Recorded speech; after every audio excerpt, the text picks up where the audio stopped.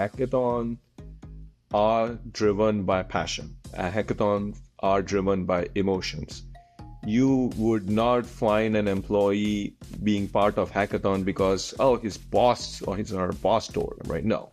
It happens because you really feel something. You really have passion about something. You are excited about something. You want to make this world a better place. Ideas, by definition, are always fragile. No tolerance for failure, no innovation. The best ideas have to win. This is the Synthesize Pod from Bright Idea. It's your weekly hit of insights and actionable strategies for innovation-minded professionals that just want to get shit done. Welcome to Season 1, Just Say Hackathon. Hey everyone, we're here today with Margaret and Pritesh. You guys want to say hello? Hello, hello. Hello, hello. And once again, we're going to be talking about hackathons. So Pritesh is he's sporting his swag there, as you can tell. Was dubbed the Angel of Hackathons a moment ago in our pregame. So maybe we'll get into that in a second. But Pritesh, I figure we just jump right in. And what I always love to hear about is kind of how people got to where they are. How they got on this track. What were they doing before? How did they get into this innovation role? How did they, get into hackathons specifically? And why did the business think the hackathons were an important thing? So you want to kick us off? Yeah, so thank you, Matt, and thank you, Margaret. Good morning, good afternoon, and good evening. My name is Pritesh. I work as a director of innovation and patents at Lookout. Lookout is a cloud security company based out of Bay Area, and we've been in this business for about 10 to 15 years. We are also a leader in mobile security. I've been with Lookout for 3 years. Before Lookout, I was at Red Hat, which was acquired by IBM in 2019. So I was there for about 6 years working as an in-house patent agent, right? Working on patent law, patent portfolio management. And before Red Hat / IBM, I was with General Electric, GE, for 5 years in Virginia from 2011 to 2015. Before that, I worked for a legal firm, CPA Global in Washington, D.C. And then I also worked as an R&D engineer in Atlanta. So a lot of exciting career in innovation and a lot of exciting career path I have had in being fortunate, right? Very fortunate to be part of this journey. So let's add a bit more color on that. So Lookout, your typical customer is a Global 2000 enterprise customer, and they're... Yes, mostly enterprise. What are they worried about? Just like hacking threats? What's just give some color to what your customer looks like. So we have two sets of products called Mobile Enterprise Security, MES, and the other space we play in is SASE, Secure Access Service Edge. Mobile enterprise security is your cell phone, basically providing cell phone security. Phishing happens a lot through cell phones. Significant percentage of phishing actually starts from cell phone. So cell phone mobile enterprise security, and the other is Secure Access Service Edge that has number of small components to it, which is Cloud Access Security Broker or CASB, and SWIG, Secure Web Gateway. And then we also have a DLP offering. We have a number of other small components within SASE that we play in. Truly exciting to be part of cybersecurity industry. And the size of the company, how big are you guys? So we are about 500-ish people. We had our consumer division that we sold it to another company a few years back, actually last year, and focusing completely on enterprise at this point. So purely enterprise play, no consumer play. And then without getting into anything proprietary, you've been working in the patents area. What's a good patent for you guys? Is it, coming up with a new way to detect phishing? Is it something AI related, or what's something maybe you guys patented in the past or that was, good for the company? Yeah, so actually all of those, right? Novel algorithm, how to detect phishing. You have a set of email. Sometimes it's very easy to see, this is a phishing email, but sometimes it's not, and you have to run through algorithms. So those proprietary algorithms are part of our patents. There are a lot of privacy managing mechanism where we have patents on. There are a lot of mobile security patterns and aspects of how geolocation come into picture and what information do we want to share, and do we want to share this information via an IP address, part of zero trust, right? A lot of different things. Lookout, a relatively small company, but we still have a significant patent portfolio, about 200 to 250 patents, which is significant. So we focus a lot on innovation. Innovation is in our DNA, even though we are a small company, but very heavy engineering focus, cutting edge R&D, significant investment in research and development. So we want to make sure that we protect our investment in the form of patents and other intellectual property protection. Honestly, if you are in a high-tech company, you live and die by innovation, to be honest, right? So you have to have innovation completely as part of our DNA, and so for us as well.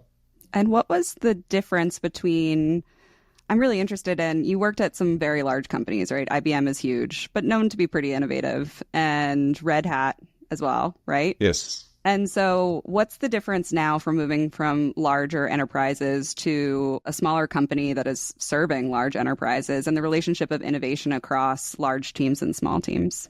A very interesting question, Margaret. And you know, all the companies I've worked for, again, extremely fortunate that every company I've worked for, I've been very happy, very excited.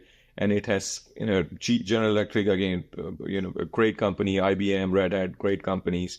Different companies have different strengths and weaknesses. Some areas they are really good in. Some areas, because of size, shape, structure, right, they have a different set of challenges. For example, right, large companies, IBM, GE, things move slowly, right? You get approvals relatively slowly, which at a company like Lookout, it happens very fast. Most of my approvals happens on Slack, right? On anything that I want to do, right? It is like, hey, I want to do this. Can I do this? Or we want to launch this, or we are working on this, or let's start on this project, right? Whatever, like most of the decisions happens very quickly. A lot of decision is taken on Slack, a lot of conversation. Oh, well, I don't think that holds true for IBMs and General Electrics, right? Different market, different structure, right? Different stakes, and hence there are different challenges.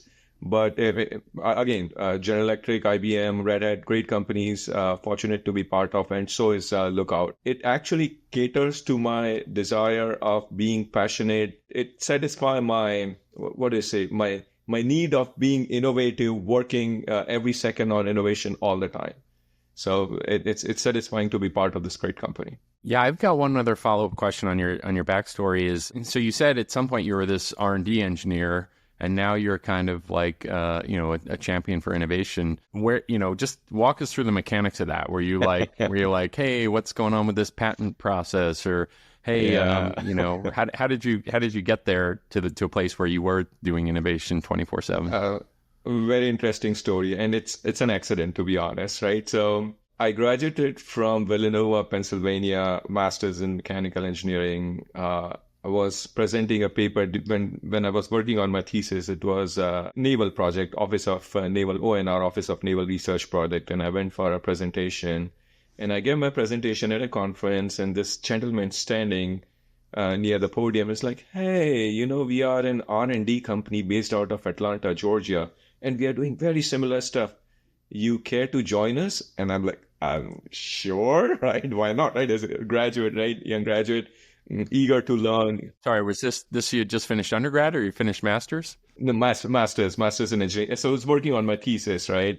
And the presentation was on a project related to my thesis. Okay. So I joined this R&D company based out of Atlanta. 5 or 6 people. They were working on cutting edge projects for NASA, Navy, government organizations. I was the only non-PhD employee. Everyone else was a PhD from MITs and Georgia Techs, right?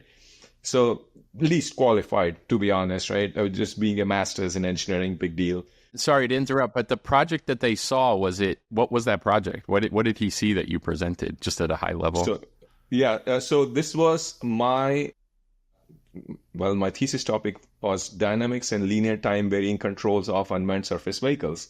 So we were working on developing algorithms for unmanned ships. You have seen unmanned cars, right? Sure. But most of the times, unmanned cars have 2 degrees of freedom, right? Either they go straight, right? Either it has to control all left and right. Yep. Most of the times, it does not have to control the up and down motion. Yep. And that adds third dynamic to the ship mechanism, because now in an unmanned ship, you have to control surge, sway, and heave, right? These are the ship terms for surge, sway, and heave, right? The 6 degrees of freedom that unmanned mechanism has to control. And this R&D company in Atlanta found that aspect to be very interesting, and I was fortunate to apply some part of it in my project at Global Tech, right? That was the first company that I worked for. But one fine morning, right, while we were working on a project for NASA, this was battery prognostic diagnostics, my boss stopped by my desk and was like, "Hey, newbie, we have a compliance from NASA that we have to file for a patent and look into it." And like, I was young, 20-year-old, ready to win the world. Like, yeah, whatever, I'll take it, right? So what?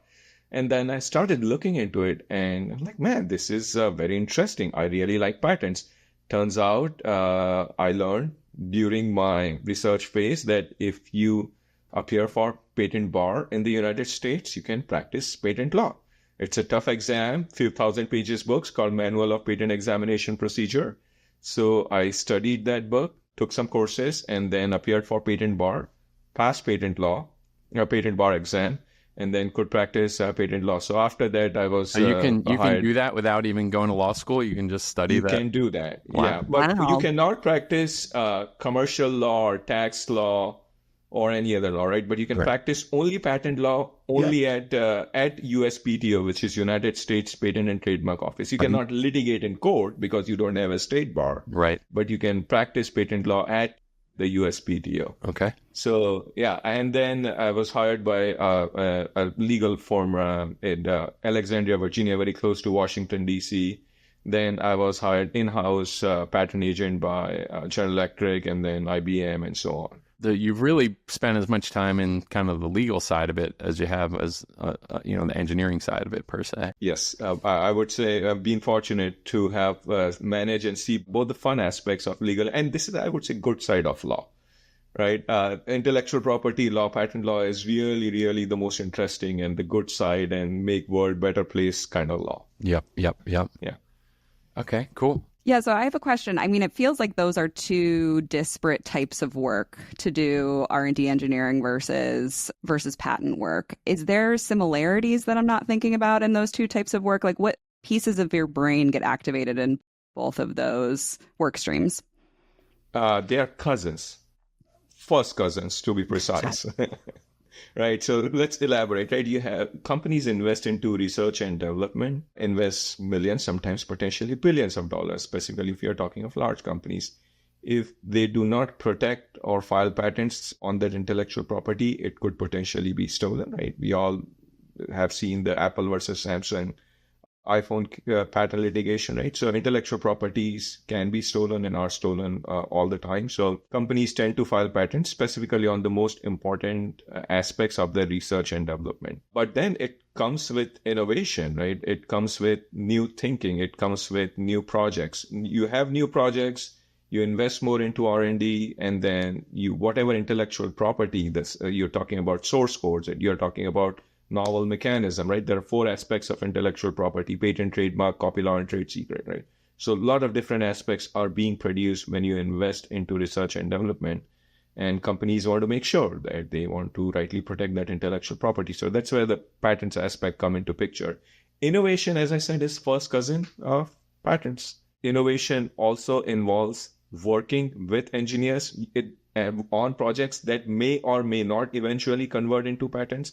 And that's okay, right? Innovation is, the mindset is more or less same, but a lot of time patents are filed purely for defensive purposes. Patents are filed.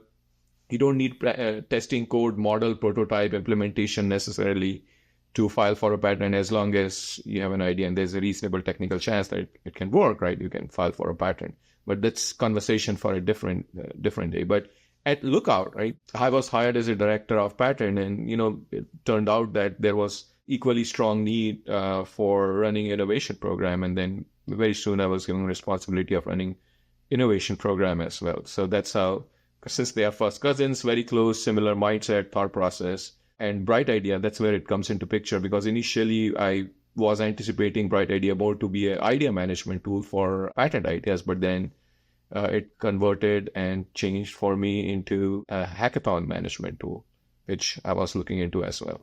Were you already doing patent disclosure with like an idea management tool? Yeah, so I was doing patent management disclosure, but at other companies. At Lookout, we mostly had spreadsheets and Google Drives and all of that. So we thought that, wow, geez, we need to get an idea management tool because it's getting too much work, right? That management, follow-up, tracking, all of that. So the initial goal of onboarding a Bright Idea was in anticipation of that this will be a good patent management tool, but turns out that along with patent disclosure management tool, it served as a purpose of a hackathon management tool as well, equally good. And I'm curious where that came along. I mean, the need to run a hackathon bubble up.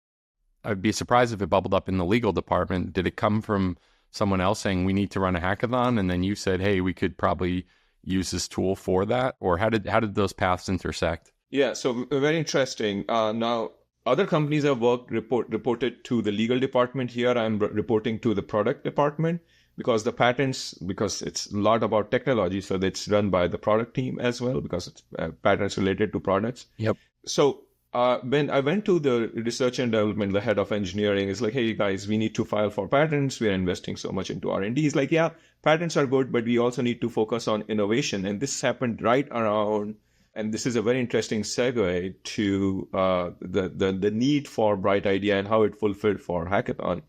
So this was there was a dip in innovation activity, obviously because of pandemic. Hackathons, we have had, like Lookout had hackathons before, but most of the hackathons that Lookout had in past before 2020 were in person or mostly in person, right? And that was the nature of the hackathon pre-pandemic. Pandemic changed things, including hackathon. Most of the employees were remote, and there was a need for a system, a mechanism to have hackathons online, all remote most of the times, right? So I did run one hackathon in 2021 or 22, and that was using spreadsheets and Google Drives, and boy, that was a pain. Right, and I can narrate all the problems when we reach there on hackathons, but it involves so much work, so much follow up. Really drives, specifically if one person is doing all of this, it really drives you crazy because I could not sleep for 2 nights during the hackathon, right? Like zero sleep, right? Because there was constant follow ups and things to be taken care of. And this hackathon I had a very good night's sleep for 8 hours. That's a great tagline. What so this stuff you're doing overnight, just curious, was it like people saying, oh, I'm changing teams or we're stopping this project? Oh, like 20 or 30 different things all at the same time. Hey, things like my video is 5 minutes to 6. You have asked for a 5-minute video. I have 6.5 minutes a video. Can you help me trim it?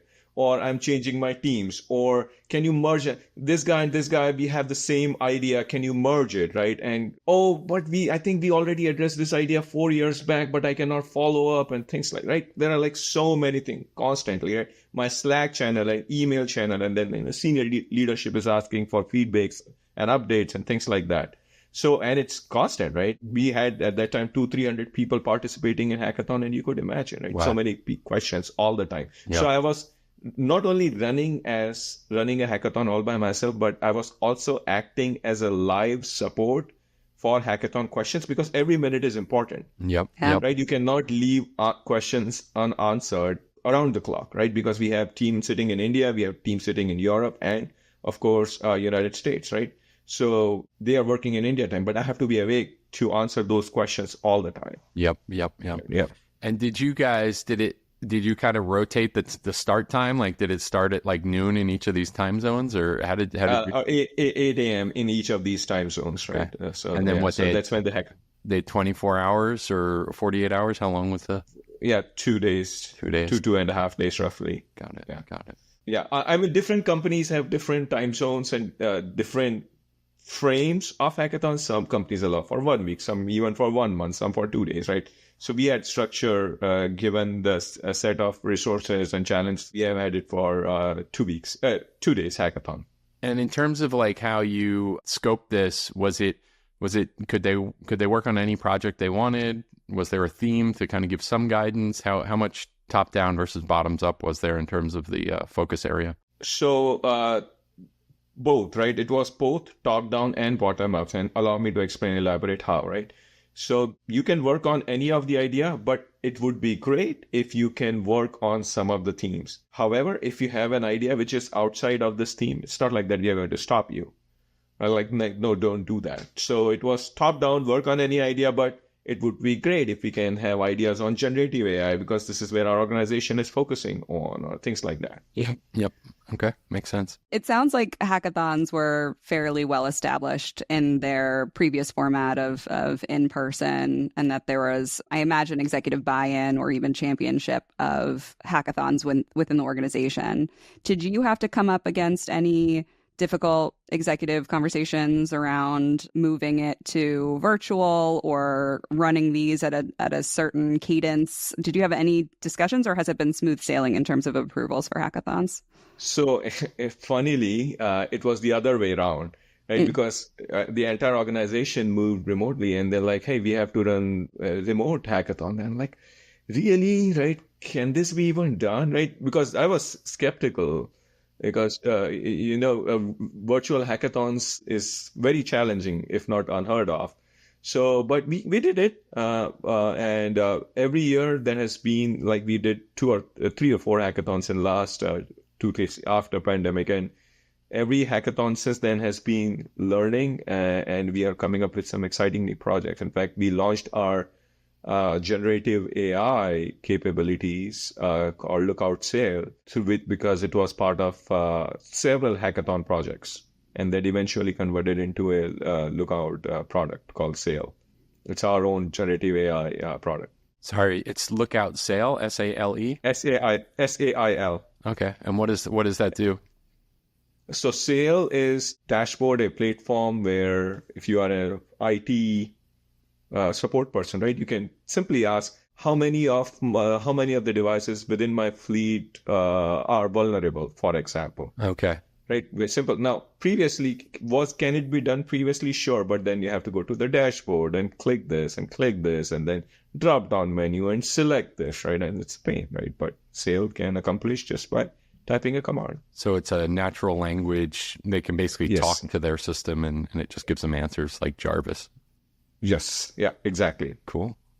And I'm curious, I have a bunch of questions about the hackathon itself, but did more of the good ideas come from bottom up or top down and more follow the theme or no real pattern there? I would say most of the ideas came up because people really felt the need that this has to be addressed and worked on, and they could not get enough time and focus because they felt really passionate about certain aspects of ideas. Like people call like, hey, I need to do this. I do not have time at this point because there's certain set of problems, but I'll still make sure that we accomplish it and do it. So it's, hackathon is not driven by regular motivational aspects that comes with the job, right? Hackathon are driven by passion. Hackathons are driven by emotions. You would not find an employee being part of hackathon because, his boss or her boss told him, right? No. It happens because you really feel something. You really have passion about something. You are excited about something. You want to make this world a better place, right? So if you're a hackathon participant, that's innate, that's given, that you really care for this world and make this world a better place. And hence you're participating in hackathon.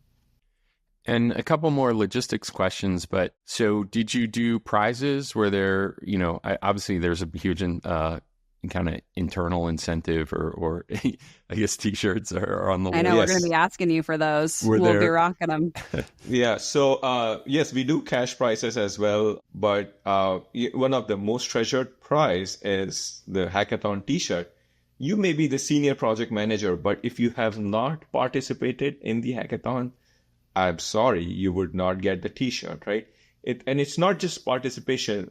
If you have not submitted a completed project, right, you can, right? It's not like, hey, I have an idea and here's my idea, and then you sit on it and do nothing. No, like very treasured, right? It's a very treasured piece. It's not just a piece of cloth, right? There's a lot of emotion and excitement attached to it, and people wear this with pride. Where people would love to wear, like, people wear this during travel and airport, and then, they are stopped by, like, tell me more about your hackathon and things like that.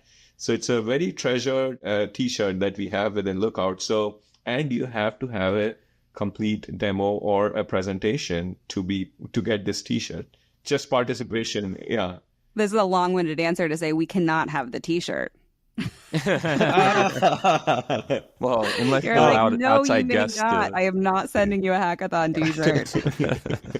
So, but we have other Lookout swags that we can certainly share. But t-shirt, to be honest, is very, very treasured. Yeah. It has to be earned, right? If you participate in hackathon, it has to be earned. I love that. Yeah. Do you guys do 1 a year, 2 a year? Is it more organic than that? How often are these things happening? So some years we have done 2, some years we have done 1, depending upon the priorities of the projects that engineering and our product team have. And everyone's allowed to participate, everyone in the company? Everyone in the company is allowed to participate. In fact, in one of our previous hackathons, one of the finance person was the winner of one of the ideas. Okay, cool. Right. So yeah, new novel mechanism of RFP she proposed, and she was one of the winners of Hackathon idea. See, it's not just for engineers, for people like me. Yes, it's not just for engineers, and I yell that from the bottom of my lungs, right? Like it is for everyone. Anyone and everyone can participate in Hackathon. And you said you got someone from finance. Do you get people from, say, sales or marketing and stuff like that? Yes, of course, yeah. Sales and marketing for sure, but, it's unheard of finance person and getting involved in hackathons, but it has happened, right? Or HR, right? In one of the previous hackathons, we have an HR person involved in hackathon as well. Well, the crazy thing is those worlds are evolving just as quickly as the R&D worlds are now, like we didn't have LinkedIn, 20 years ago and stuff like that. So you have to kind of keep up with the Joneses there as well. Yeah. As you can see, right, things like AI or, cybersecurity, it affects every aspect, every function, right? And there's a need for innovation in every function of the organization. And with your most recent hackathon, was that generative AI? Was that your kind of top-down theme? Yes, mostly last 2 hackathons has been generative AI as the top-down theme, like one of our previous products, right? Sale that Lookout launched, right? It was because of the top-down theme of generative AI. And can we talk about AI? I mean, it's such a fascinating paradigm, and you're in this interesting place of having the technical skills and the legal skills, the business skills, the innovation skills. Like, it's kind of scary, right? I mean, like some companies are like, you have these people, they've been doing their job for their whole career. It looks like it might disrupt your products. It looks like it might disrupt, how you do things. It looks like it might disrupt a lot of things. How are you guys thinking about that? I mean, doing hackathon's a great idea to let people kind of play with this. But talk me through of like what it feels like, to just, I mean, we're seeing in our business, right? We know we need to integrate it into our product. We know it's going to change the way we do coding and stuff like that. But I'm just curious how Lookout is kind of embracing that challenge and opportunity. And not to add another layer, but I think that there's another variable of like generative AI technology and security, right? And the conflicts that can arise from that. So adding another layer to Matt's question. Okay, so let's talk about both. Yes, absolutely. Thank you. Let's talk about both. There is no question that the rapid enhancement in AI, particularly generative AI, will lead to a rapid economic expansion, right? You will see companies, industries, organizations building, economically gaining rapidly. Throughout the history, we have seen that whenever there is a rapid economic expansion, there has been some downsides and negative effects. For example, industrialization, very rapid economic expansion, but that lead to pollution, direct side effect, right? And it was negative. Colonization, rapid expansion to faraway lands, right? Led to colonization. So again, whenever there is sudden, rapid economic expansion, there's invariably a negative downside. We as legal and technical professionals, it's our duty that it's a good thing that generative AI will lead to rapid economic expansion, make this world a better place. But we want to make sure at the same time that we channel, right, with the virtue of our knowledge and skills, we channel this generative AI energy in the right direction and mitigate the negative impacts as much as we can, right? So that during this expansion period, right, the negative impacts are not felt by common people. And then you can narrate a list of all the negative impacts that we want to mitigate and, pay attention to. As far as, Margaret, to your question, security is concerned, for the first time, I've been in the industry for a few years now, right? For the first time, I feel that we as security professionals will eventually have a slight edge with generative AI, right? Because there's always ton of data, but the correlation between the data, the rapid correlation and connection between the data and the meaningful information that can come out of it and manifest from it, right, has been missing. I think generative AI can address that. For example, right, you have a low-level alarm which can get unnoticed by IT service manager, right, on your device. And there's also a low-level alarm on the network, right? You probably understand that, a device on the network. However, because you are running certain set of AI algorithm, right, the algorithm tells you that if you have this low-level alarm here and this low-level alarm here, don't ignore it because combined, they are a high-level alarm.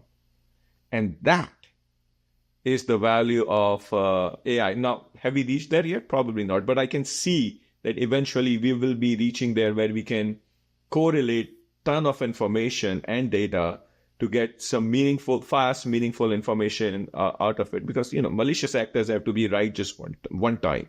We have to be right every time. Right? So I think it's not all doom and gloom with generative AI, to be honest, right? There are a lot of good aspects for good side to it. But as I said, if we can channelize this generative AI in the right direction with the legal and technical professionals, right, we have to come together to make sure the downsides are not there. And we can channelize this in the right way. That's a great answer. You make me feel a lot calmer about it.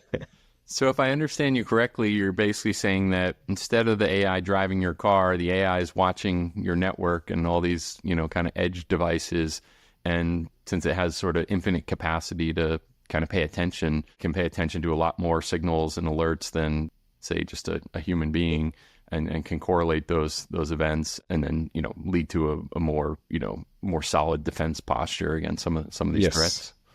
Exactly, right? That's exactly the purpose, that it can digest, right? In our words, it can digest a lot more information very, very fast, right? Because in cybersecurity world, seconds matter, right? So it can digest a lot of information very, very fast, churn meaningful information from it, meaningful, actionable information from it. And it can do that very fast. AI algorithms can potentially do that. Well, I'm sure we could go down that road a lot more steps deeper because I'm worried now that the spammers have generative AI to throw more stuff they do. at you. Well, it's just the bots going to fight with the bots, Yes, yeah. But I still feel that, we did not have this capability before, right? Just connecting the dots, right? Very simple, right? We did not have this connecting the dots capability before in such an efficient, meaningful, productive way as we have now. Yep.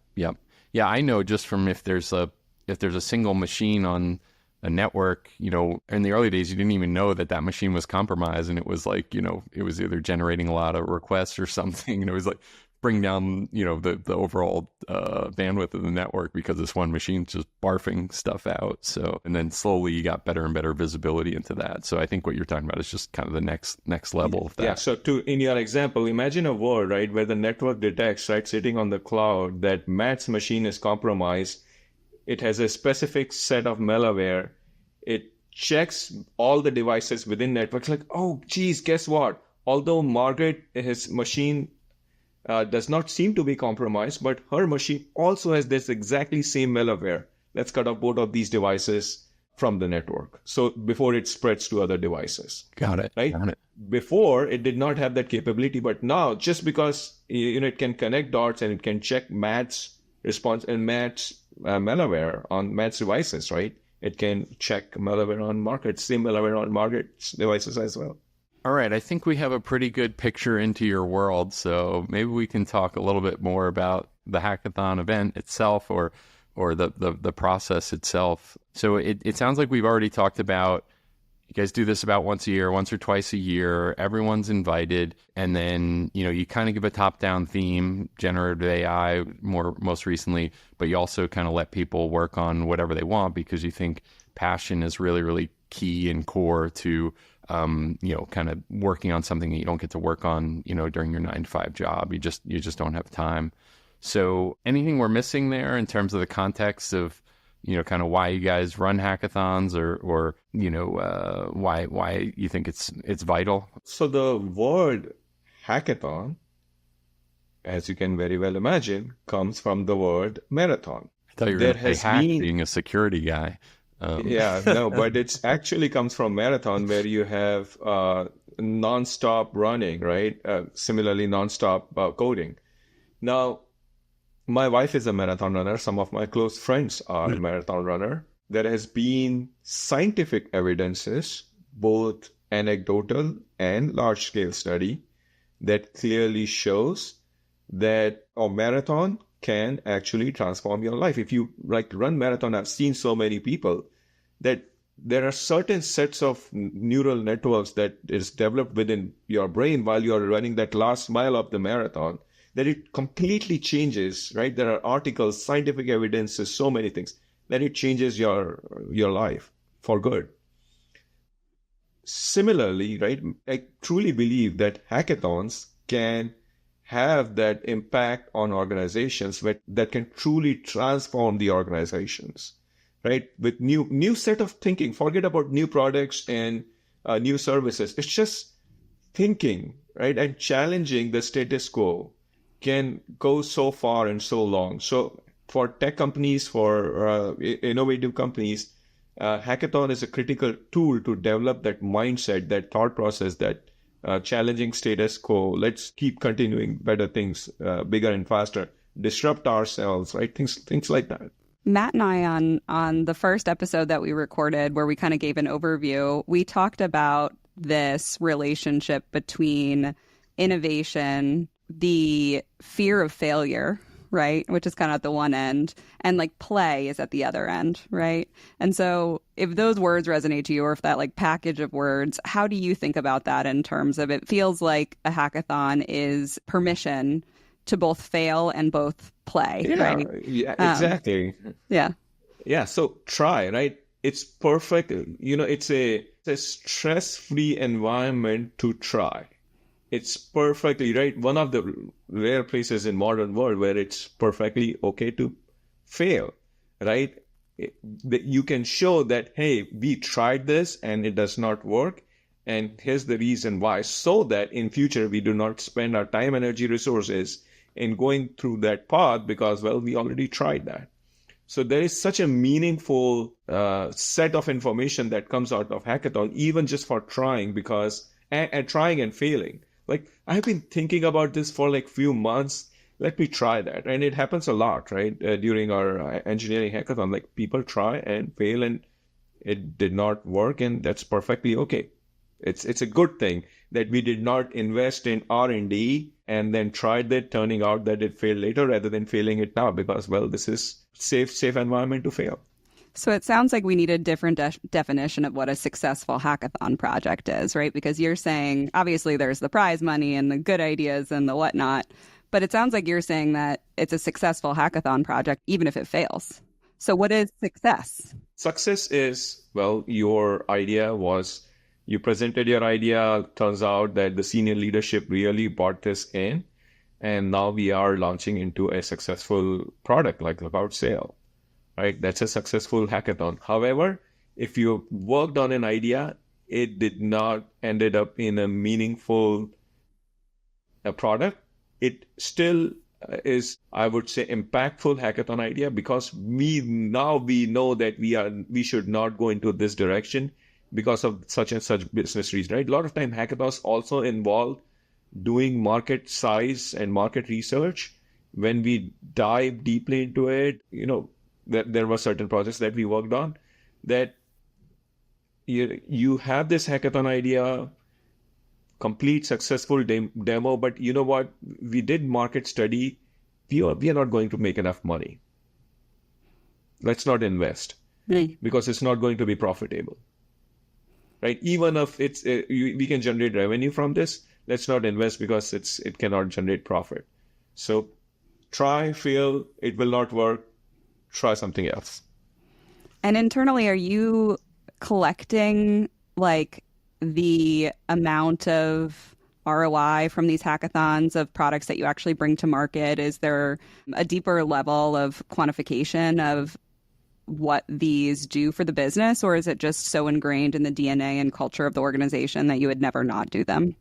So two aspects of impacts, ROI impact of hackathon, right? One is measurable, and the other is non-measurable, right? Let's talk about measurable. You have an hackathon idea, you launched a product, generated revenue. It's direct, measurable ROI through hackathons. And non-measurable is things like we tried, we failed, right? You cannot measure such things, right? But it has still so much value behind it. The motivation aspect, right?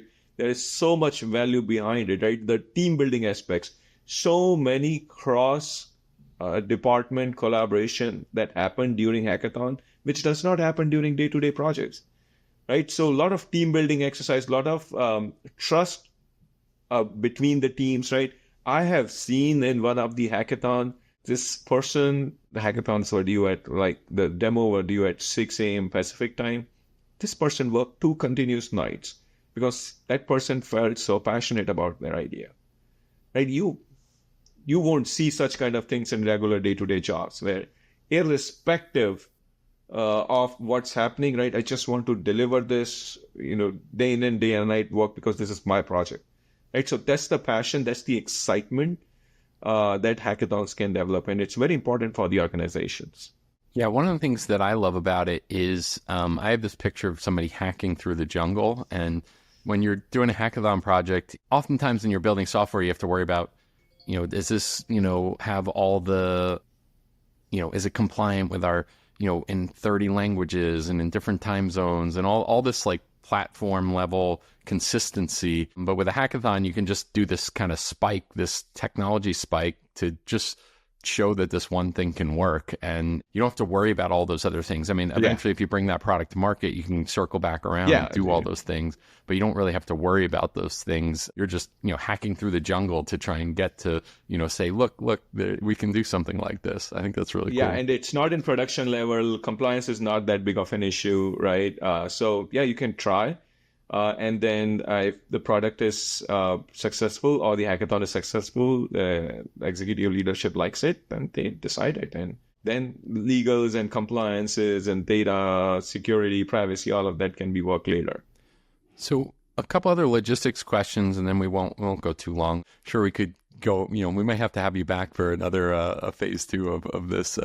But do you guys, does everyone present? Do you take a subset? Do people kind of evaluate the projects and then a subset of people present, or what does your business process look like there? So the business process, this hackathon we have changed, but in past we have had everyone submitted a 3 to 5 minute video, and then during the presentation sessions, the video is being played, and then the judges would ask questions. And that was really hard on the judges. Previous hackathon judging session went for 6.5 hours straight. Yeah. Right. And the judges were like, they were slacking me. It's like, I can't think anymore. I've become numb, right? Like nothing is exciting anymore. Yeah, right. Like, exactly. Right. Because after 6, so this hackathon, we changed the process, right? And some of the transformative ideas we chosen to be presented. And then some of the ideas we still have asked to submit the videos.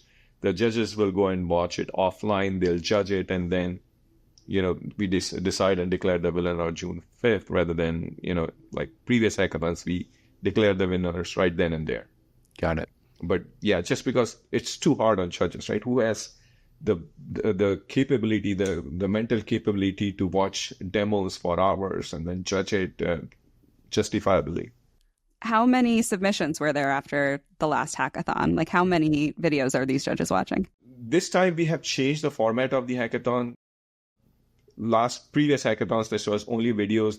For this hackathon, we encourage more transformative, bigger ideas, right?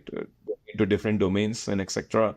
So this time the judges watched only 5 videos, but they were not just videos, they were live presentations, live question and answers, right? A lot of different aspects. So combination of video, live presentation, demo, live question and answer. Each idea took 30 minutes and things like that. And the videos for smaller ideas, the judges will be watching later. If we kind of pivot towards the future, what does the future look like? What do you want to achieve going forward? What could be done differently? What's kind of your ideal state that you're heading towards in terms of running these events? I want my team to think innovation in every aspect of their day-to-day work, right? So hackathons are great, but what I'm working with the team, and one of the challenge is to continue to use bright idea even outside of hackathon, right? So we have a spike in bright idea use during hackathon, and then it goes down. It should not happen, right? This team should continue to use bright idea, submit ideas, right? Follow-ups, trackings, all of those. And that's one of the challenges. And, if you think in terms of engineering resources, it's hard, right? But as a director of innovation, that's my challenge as well, to keep helping team think on innovation front. If they are doing something new, at least a bare minimum, submit an idea. We can follow up with later, but it's not like, there was something that we were thinking 4 months back. What was that? I forgot about it because I did not take a note of it. Right? That should not happen. Right? In any organization, a brilliant idea can come from anywhere, anytime. I've been in patent industry and innovation industry for 2 decades.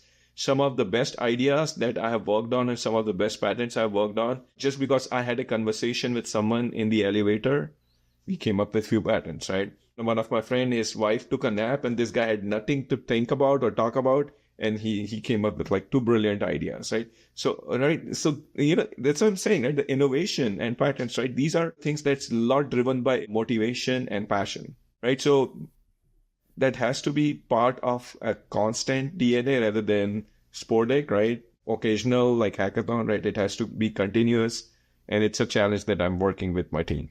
It feels like the biggest challenge with that is the need for space. Like both of those examples that you're talking about, the person had enough mental space to be able to think creatively. And so how do you build that into your team? One of the ideas that we discussed is to have every second Friday or third Friday, have 4 hours to yourself on any project you worked on, right? Something like Google has that, and I'm sure some other companies has that. So 20%. One of the, it's something like that, right? So that was some of the ideas that were discussed within our organization, to have that mental space to think creatively, to work on projects. It's a really weird thing, because I think if you sit any executive down, you say, is innovation important? Creative thinking is, disrupting the status quo important? They all agree it is, but then they kind of go back to their day job and they've got the quarterly target they've got to hit, and they've got, earnings. And it is a unique thing in that people recognize it's important, but day in and day out, it's sort of hard to keep top of mind and hard to create that space on an ongoing basis. Yeah, Horizon 1 versus Horizon 2, as you probably know, right? It's always a battle between Horizon 1 and Horizon 2, right? Yep. What do we do now, and what do we do 6 months, 1 year down the line? Yep. Right, and it's always a balancing play that we as leaders have to play. And I think it's so satisfying and feeling productive to check things off your to-do list.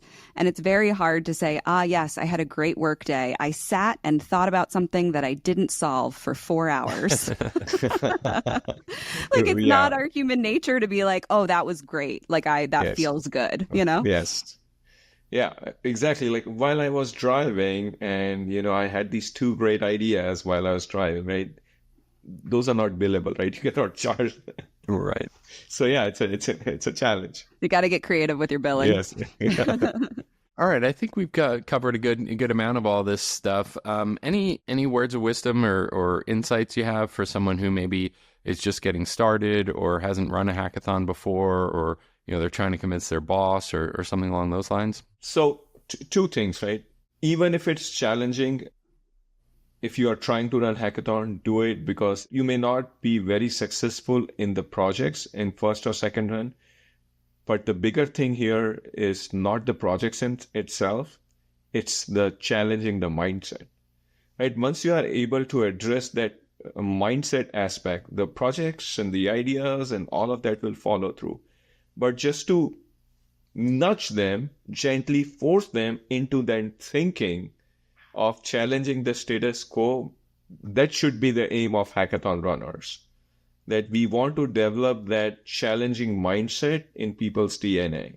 Once you get that, right, your job becomes so much easier. In other companies that I've worked for, once you instigate enough passion, people would ping you day in and day, like, hey, I have this idea, I have another idea, right? So you want to get there.